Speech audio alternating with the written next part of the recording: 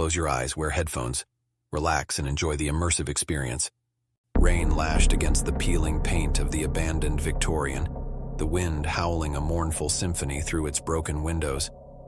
Inside, Amelia huddled deeper into her threadbare coat, the damp air clinging to her like a spectral shroud.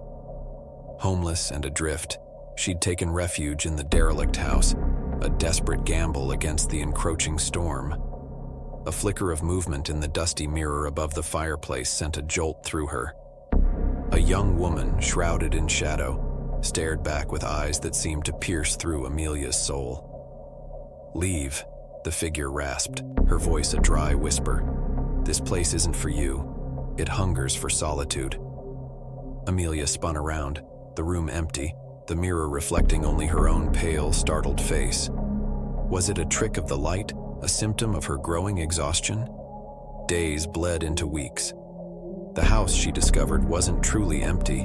Whispers swirled in the dead of night, disembodied laughter echoing through dusty hallways. Amelia found herself talking back, a desperate attempt to combat the gnawing isolation. One day, a knock on the boarded-up front door startled her. A frail man, his face etched with 1,000 wrinkles, stood on the porch. He introduced himself as Ezra, a local history buff fascinated by the house's past. He brought her food and blankets, a welcome respite from the unrelenting chill.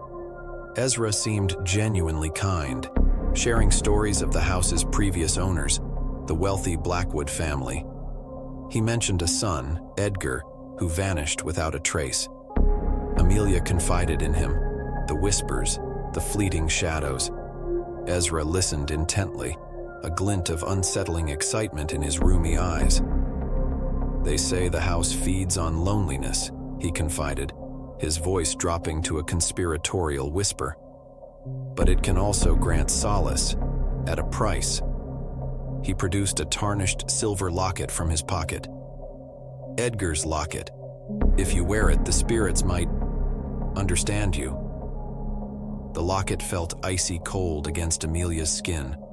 Soon, the whispers seemed less hostile, replaced by a strange sense of companionship. The shadows coalesced into fleeting shapes, almost human. A small spectral hand reached out, brushing against hers. One night, Amelia woke to a chorus of laughter, joyous and cruel. The room was bathed in an eerie, ethereal glow.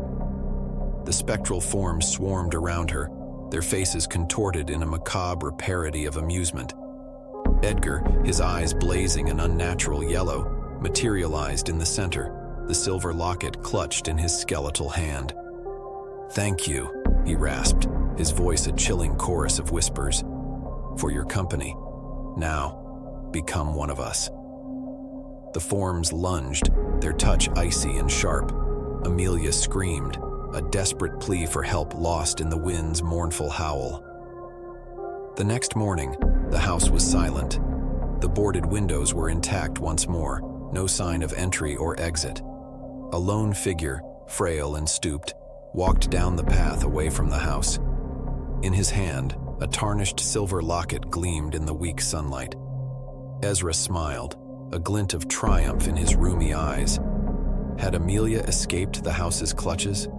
Or had she simply become another lost soul trapped within its desolate walls, forever bound to its chilling solitude? The question hung unanswered in the heavy air, a chilling reminder that some horrors are best left undisturbed.